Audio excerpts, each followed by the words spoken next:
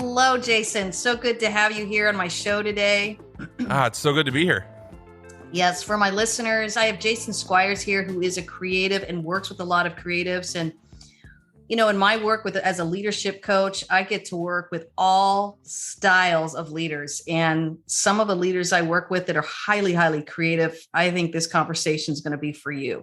Whether you are actually in the workplace and you're creative on the side, or whether you actually are running your own creative business, just whatever this is and wherever you're at, I believe each of us have the power to create, and even how we might use our creative spaces to be able to step into a thriving life versus a surviving life. So this is a conversation I've been really looking forward to have. And I'm also an artist, so I have my own creative spaces. I've started selling my own paintings now and enjoying that even as a business. But the whole idea of creativity and where it takes us, I think this is going to be an exciting conversation, because I think it's what helps us refuel as leaders. So let's jump in. Before we do, Jason, tell us a little bit about who you are and what you do. Totally. My name is Jason Squires, and I have been married to my amazing wife for 15 years. We just celebrated our 15-year anniversary. Got three Congrats. Amazing kids. Thank you. Three amazing daughters. I live in a house full of women, which is real fun.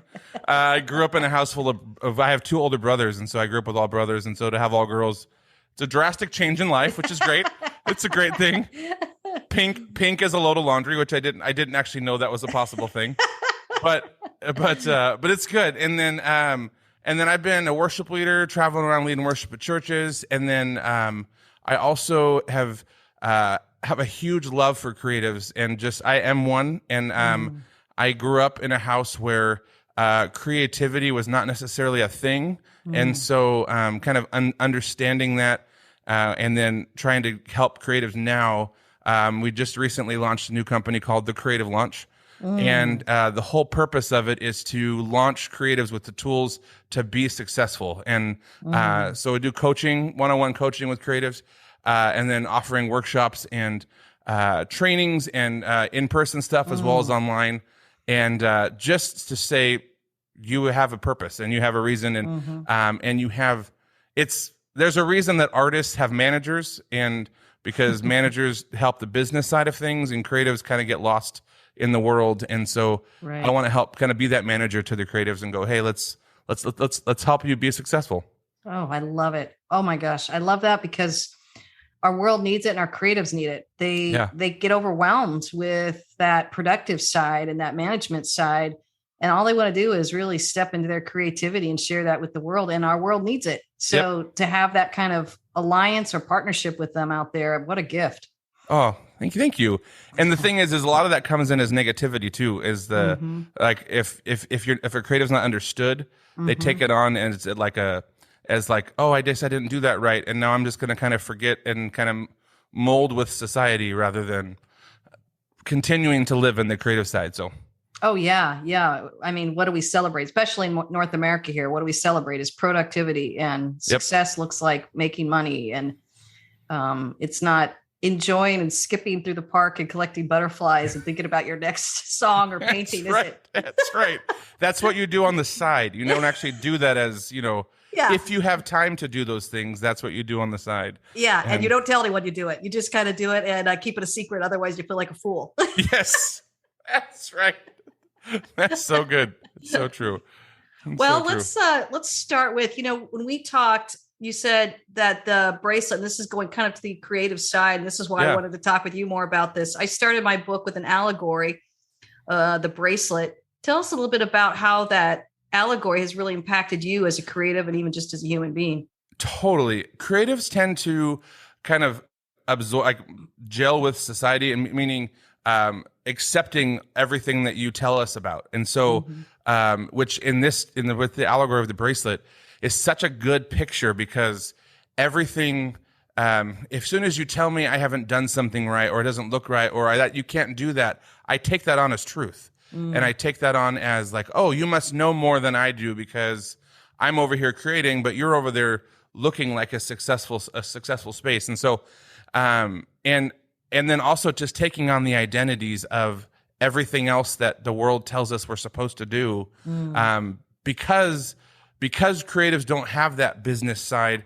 or don't have that like that engagement with society side.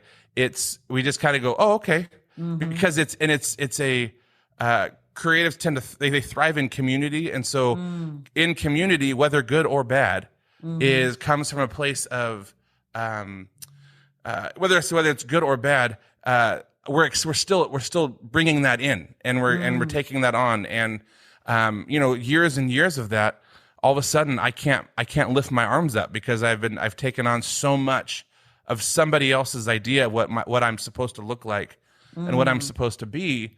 Then I have to go and unpack all that. I grew up in a house where it was like, you're going to play baseball. You're going to play baseball. You're going to love sports. I'm like, I'm going to play guitar. I want a musician.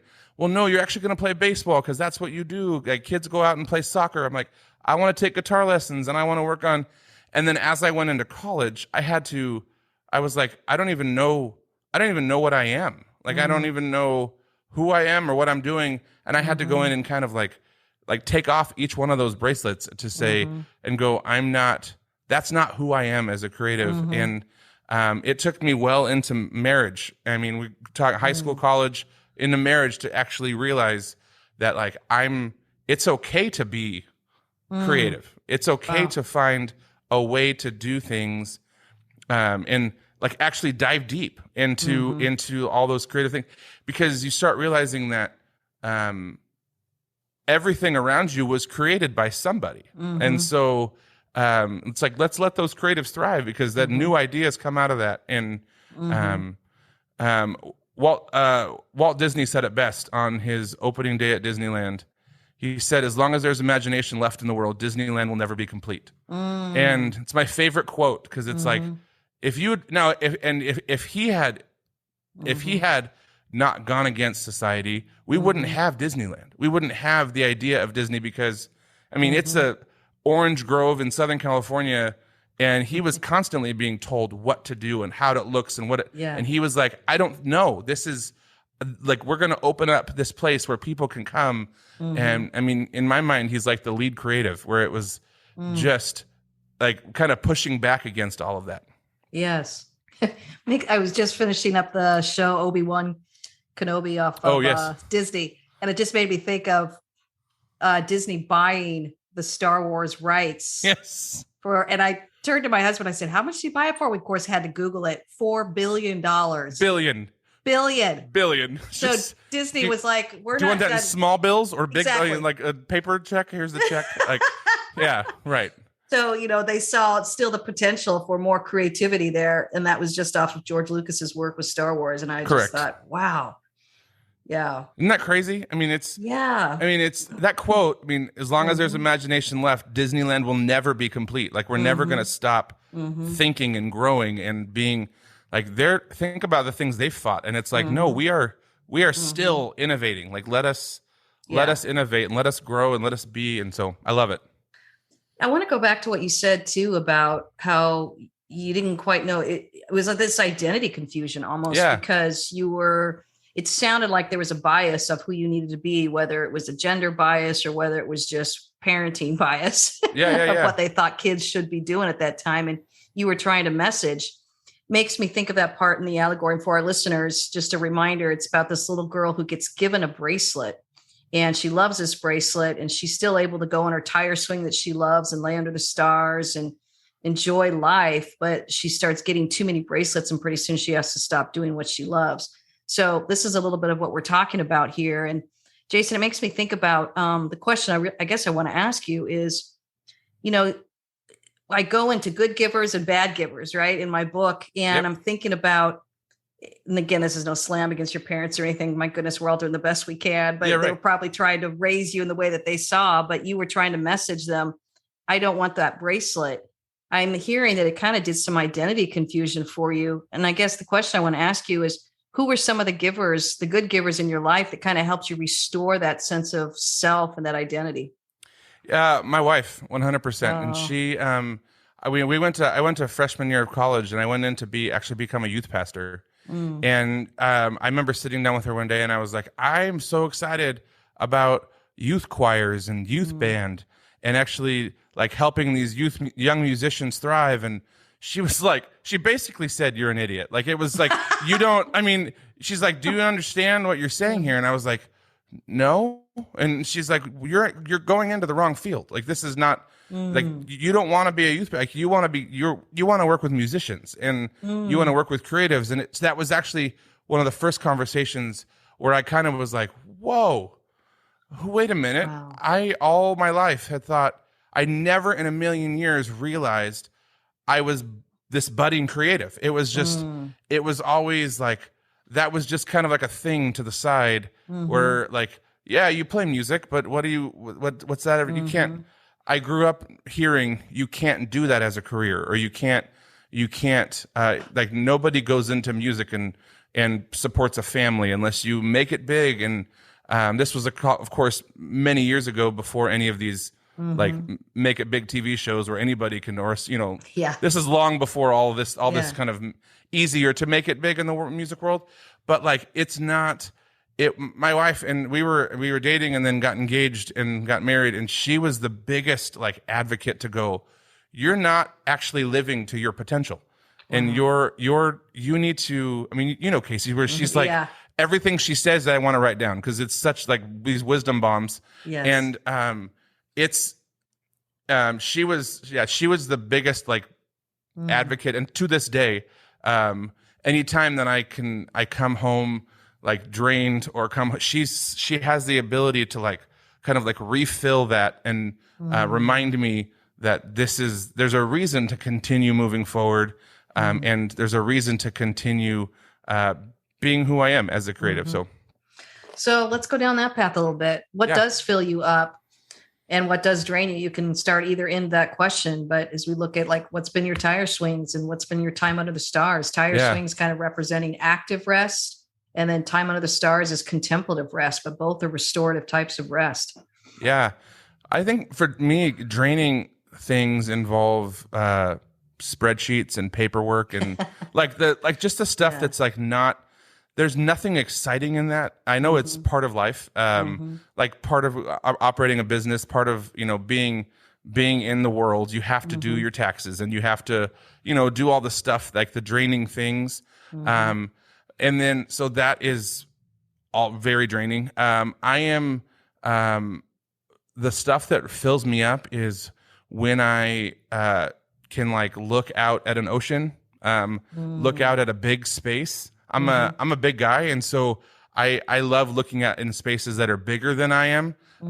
So it's like standing on the beach, just staring at the ocean, standing on a mountainside. We were just in Hawaii in June, and Waimea Canyon in Kauai is the Grand Canyon of Kauai, and it just the Grand Canyon, but colorful. And it just is. I could stood there for hours. You just stand there, and it's like everything inside of me, just all the stress just kind of, like, quickly leaves. And it's one of those moments of just realizing that you're this little person and doing your task over here. You're part of the world, but the world is so big. And so, constantly being reminded of that. I love actually physically laying under the stars. A couple months ago, there was a meteor shower late at night. We got our oldest up at 11 o'clock at night and literally laid on the backyard on a blanket and just was counting the stars going across the sky. And it was that moment. It's those things of, like, looking into big space is really my, where I find rest and where I find the chance to, like, clear my head. So. Oh, I love that. Gosh, I just found myself exhaling as you were talking. I think I was holding my breath. I didn't even realize it. I'm picturing oceans and stars, and I'm right there with you, just getting out in nature. It's so soothing to the soul, isn't it?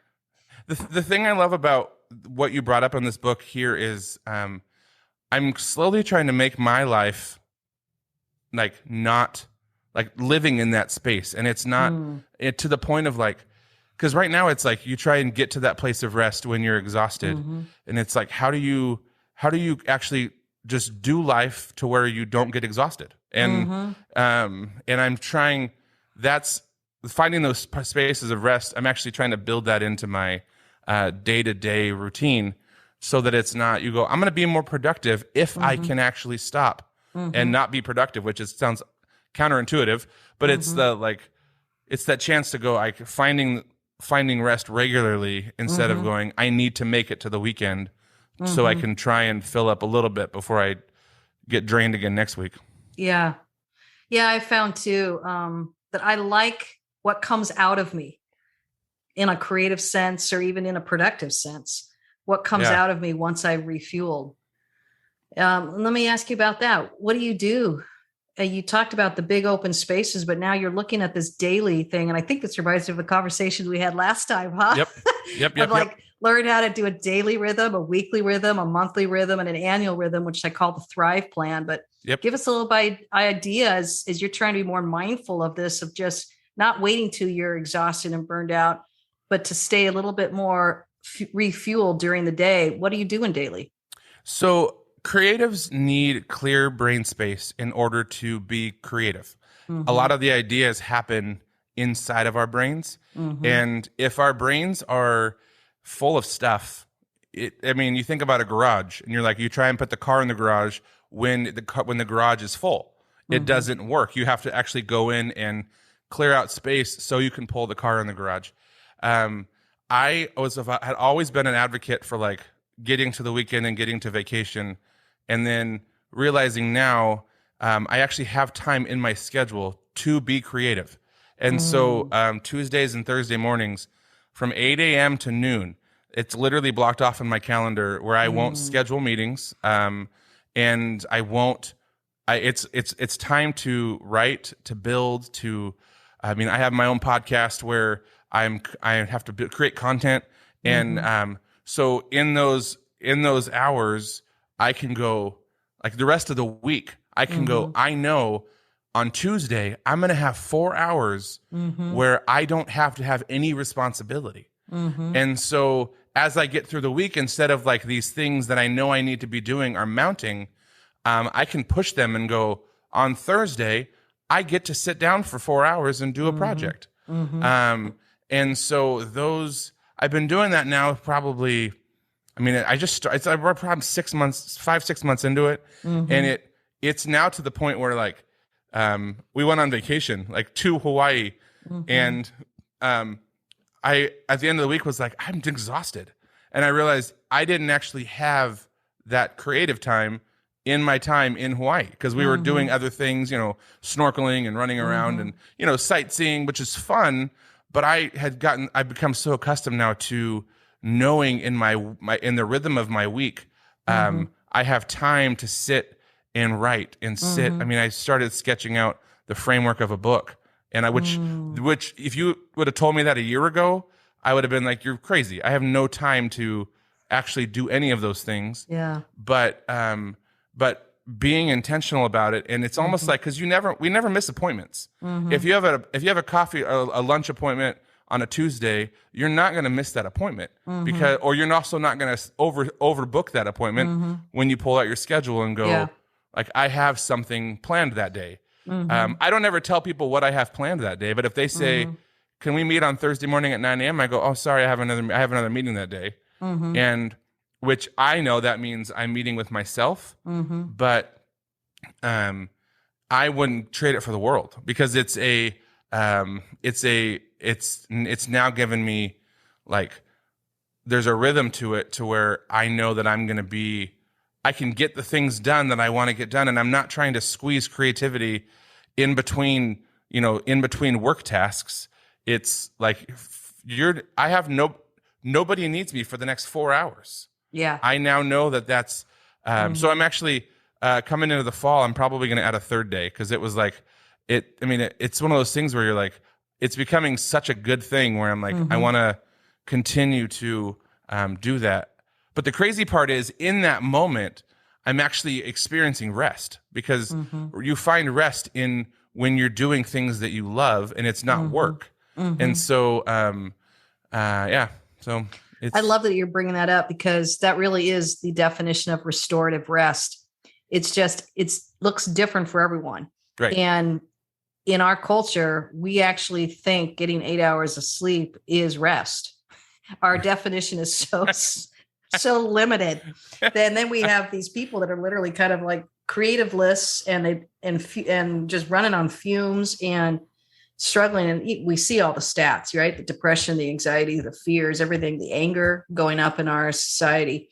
I really think this is the core issue, that we have not learned how to create a language around this to really find our cadence and our rhythm as a society, but also honoring individuals. And I'm with you. I have to have an unstructured day, and I love that you're taking 2 days a week in the morning for 4 hours. 4 hours goes like that as a creative, doesn't it? 100%. Yeah. And then I'm realizing that the importance of, as we talk about the daily, the weekly, the monthly, the annual, I'm in my kind of annual right now where I realize I just cannot work 12 months. I just can't.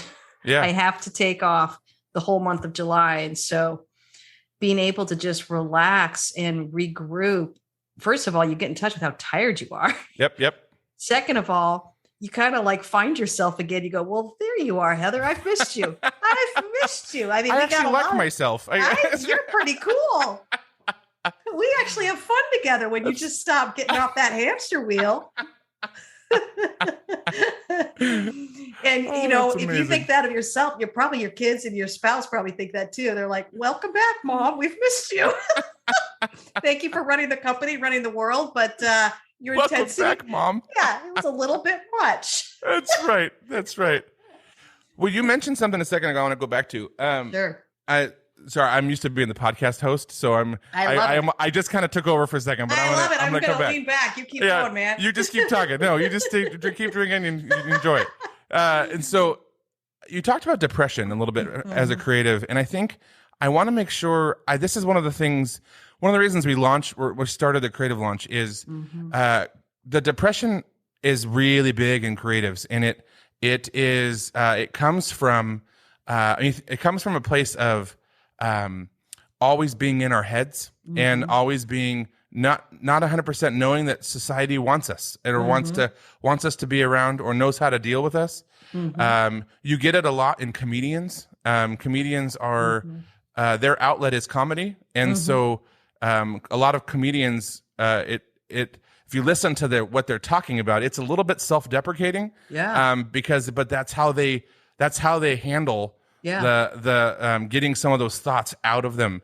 And I mean, sadly, we've lost Robin Williams and it just there's other people that we've lost, and it's comes from that such a deep depression, which is why it's so important to find that space and find those places and find those people, and be I always like to say to find your person, and to where no matter what you say in and around them, like they're going to be fine with all the ideas that come out of your head, but not to leave them in your head, and that which is where we can thrive in those moments and actually get those thoughts out of us, because otherwise it's gonna mount, and eventually we have to push it all out, and it's better to push out little ideas than try and push out the whole of what's happening inside of you. Well, and I love that you brought that up, because we are so complex. We're beautifully complex as human beings, and especially the more creative you are, the higher your intelligence is, this will be your challenge to find not only your person, I'm going to say your people, your community. And going back to what you said earlier about we need community, learning how to identify that type of community you need becomes more complex. I'm thinking about myself as a businesswoman. My creativity is one as a painter and artist, but it's also as a coach. The way I create the curriculum that I coach and the book that I write, that's a creative format for me as well. And so I live and breathe as a creative. But I still have to run the company. I still have to pay the bills. I still have to make life work. I still got to support my family, all these good things. And how to make that not a bracelet that weighs us down, but a bracelet that allows us to still enjoy our tire swing in the stars is really how we mature. And I think the more, and this is probably the shadow side of success, the more successful we are, and I'm going to put success in air quotes. Sometimes the more miserable we can get, because we don't realized that that one person isn't enough. We now need a team around us. Or I was just reading a book this morning about this amazing woman who's in my life, and she's writing this book on a business consulting. It's like a business consulting book. And I read the whole introduction, and then I got off and I immediately texted her. I said, I'm thinking I need to talk with you. I didn't even know that I needed her because it's not the way my brain works and thinks. But as I read everything about it, I go, I think I need you in my life. And so recognizing that as creatives, we have to find our people, but that team grows and grows and grows. And I have more people in my life than I've ever had in my company. But I can't believe how I keep needing that. Oh, I need that new niche there. I need that, from a social media manager to my editor, to my content manager, to my operations, my client relations. I mean, I even have names for all these people, and that's just my business. Yeah, that's right. Then I look over my personal side and I'm thinking, we love marriage counselors. I love a spiritual director. I'm working with a personal counselor right now. I have these certain types of friends that I just totally love and enjoy, but I need certain types of friends. When I begin to realize, oh, you expect me to call you every day and talk with you? Oh, that is not me. When I learned how to define the type of friend that I both need and who I can be, I had so many people go, oh, thank God that's not me either. And I go, how long have we been playing this tricky dance? You talk about a bracelet. So, and in the professional world, we can define them a little bit more, but in the personal world, I guess I want to speak to that, Jason. As we're both maturing and running families and companies now. Yep. Your tribe or your community or your support team is growing both personally and professionally. Where are you seeing that happen in your life? You kind of hit the nail on the head there, because it is you have to continue to, welcome people in, but it's hard. Mm-hmm. It's hard because you're kind of letting people into your bubble, and it's hard to let them out of your bubble. Once they're in your bubble, it's really difficult to get them out. And so, I will say though, one thing that we've struggled with. For 15 years, I've been on the road as a worship leader, and we're really good at being surface level with people. Just because I'm in and out of a church, and we realized probably. Because this is probably several years ago now, but we realized we were really good at being surface level and a lot more picky on going deep, because it's living in a position where you're always up in front of people, and people listening to this podcast, leaders know this really well. And you're up in front of people, it's hard to actually come off and be personal with people, because you're used to being not personal. And so, we've building community here where we live, and with close friends that we are know everything about us, and then we're working on. Just from a business perspective, you start adding those people into your life where you're like, I know, with you helping me, build my online presence, and adding all those little facets. But yeah, it's not something I do well, because that's I keep the community really small. But I try to, it's something that I know I'm daily working on, because it's and now I also, as a dad of 3 daughters, it's really, been eye-opening to me, where it's like, I think, being personal, or being open to bringing people into my kids' lives, and making sure that everything that they're saying is speaking, grace and peace and love over my kids, and not being condemning or sarcastic, or it's making sure that you protect that process as well. So it's a tricky balance. It really is. It makes me think, going back to that allegory too, she's a little girl, and the end of the story, she's a woman. But I think, isn't that part of maturing? When you're little, you're handed all these bracelets. When you get older, you start realizing, do I want this bracelet? Yep. And how long have I been wearing this? That's right. And which ones do I want to take off, and which ones do I want to put on? And who gave me this one? And did I even like this person who gave me that? That's right.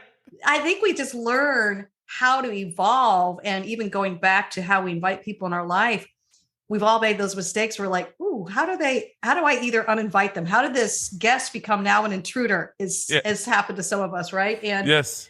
And I thought, well, my responsibility is learning how to say a little bit more upfront, almost like educating people on me. But I can't educate people on me unless I really know myself to say, oh, before we go down this trail where we have a couple of years where you're hurt because I'm not calling you every day, let me just tell you up front. I mean, I've learned how to say that at 52. This is who I am. In my 30s. Yeah. And I was like, I'd had people hurt because they were expecting something out of a friendship or they were expecting something out of the professional. And I think I'm learning more and more. It's my responsibility to lovingly and graciously, put it up front and say, this is really my best to offer, whether it's a friendship or whether it's a professional relationship or whether I'm serving you as a client. This is what I get to offer. And it's my job to be able to articulate it.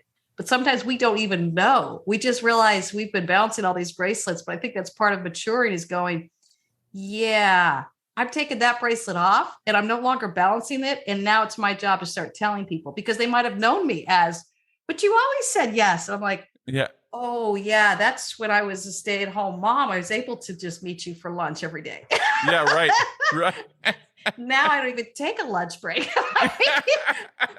My world is blown up, Yeah. So recognizing too, just how we speak up about, hey, this is really my best to offer, and even apologizing, saying, yeah, I'm sorry. That's who I used to be, but this is now who I am. And this is what I'm looking for. I have found people really appreciate that. And I can't tell you how many people have breathed a sigh of relief going, well, now I know. I've even had people who've been disappointed and they've told me, well, I'm disappointed, but thanks for telling me. And I'm like, awesome. How are we going to go here? Yeah. We actually can stay friends because they're realizing, oh, this was actually something that I didn't even realize that I knew about you. But now that I know this, I feel like I can do this.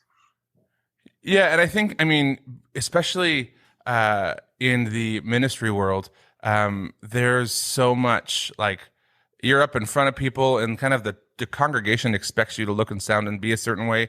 And then you want them to, it's like I as myself also want to be open. And so a lot of people in ministry find their circles maybe outside of that, the congregation. Cause it's like, you got to find those places and the places, there's people to be honest and, open with, but also the one thing that I'm realizing quickly is that the people that are okay with that are okay with you telling them this is who I am, those are the people you want to hang out with.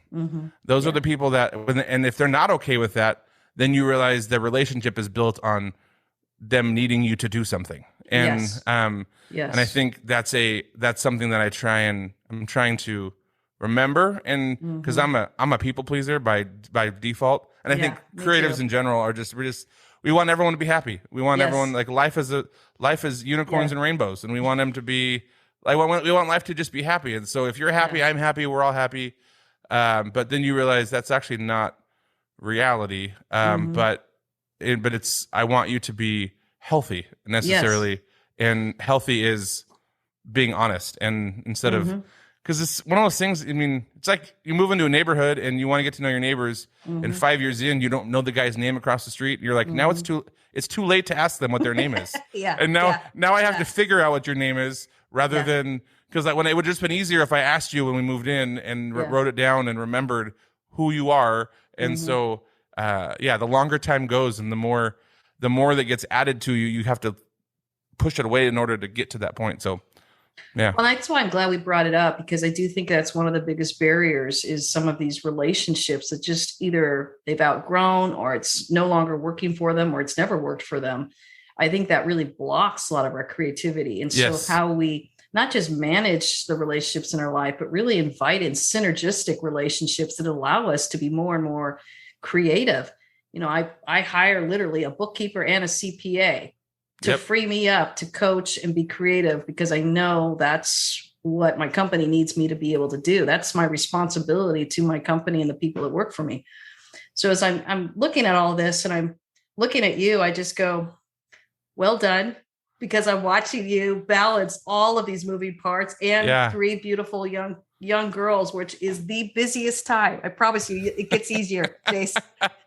You're about to launch your youngest, so I understand this completely. Yes, I so appreciate I'm taking my 4 hours a week has morphed into like full days, full weekends. And now, I've got this full month. They're still kind of coming in and out, Yep. you got a text from me earlier going, my kids want to go see Top Gun. We meet a little earlier. That's right. That's right. They're still there and I want them to be there, but I'm saving that space to play with them and connect with them. Yep. So that I'm not exhausted and tired and running on fumes. And so the creativity, I think, lies in every single human being. Just like I think leadership does. I think every human being has leadership within them. Yep. Wherever we're being creative, wherever we're leading. I guess that's where I want to leave our listeners. Yeah. As we wrap up, what encouragement do you want to give our listeners out there that might be looking for more inspiration, their creativity, or can sense their weariness and it's blocking any of their creativity in their life? Totally. Dreaming is one of the big things creatives love to do. And dreaming takes risk and it's terrifying. And I just want to give creatives the permission, if it's needed, to actually do the things you're made for, do the things, run with those dreams, run with those ideas, remember though that, when you get to do it, it's actually, you start realizing how fun life can be and not stressful and living who you are and who you're made to be, is just the way life should be. And, I think, if there are any creatives that are listening, just know that there are people in your court, and you're not living life by yourself, which it might feel like it, and it might feel like you're not you don't know when like the next step is or how to do this or what life can look like, and just know there's people out there to help and get you to that place where you can kind of live in that. Live in that creative time and live in that creative space. I love that. What's one step they could do today, Jace? Yeah, I mean, that's a good question. You caught me off guard. I was like, you caught me at a place. I was like, that's a good question. No, I think step one is to just like actually determine what it is that you want to be doing.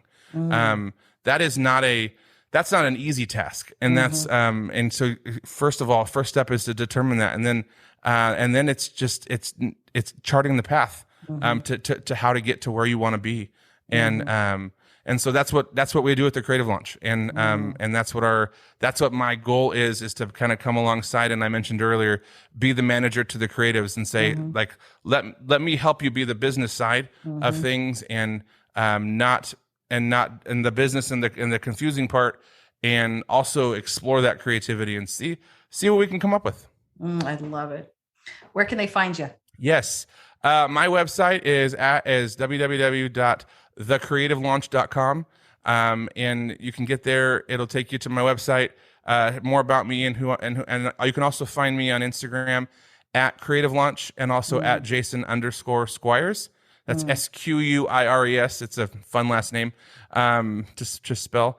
But yeah, any of those places. I talk a lot. I do a lot of stuff on Instagram, and then my website will also help you get to where to kind of connect with me if you're interested in kind of exploring that further. Perfect. I love it. Well, so fun talking with you today, Jason. Thanks for taking time out of your creative day. Absolutely. Anytime. I love, you could talk, I talk about this stuff all day. Like I love talking about it. And I can't wait to hear about your creative conferences coming up and yes, some exciting stuff. It would be fun to be a participant there. Love it. All right. Take care, everyone. And we are cheering you on as you step into more and more creativity in your life. And really, more importantly, feel the excitement of being who you are uniquely made to be. Take care, everyone. See ya. Thanks for joining us today.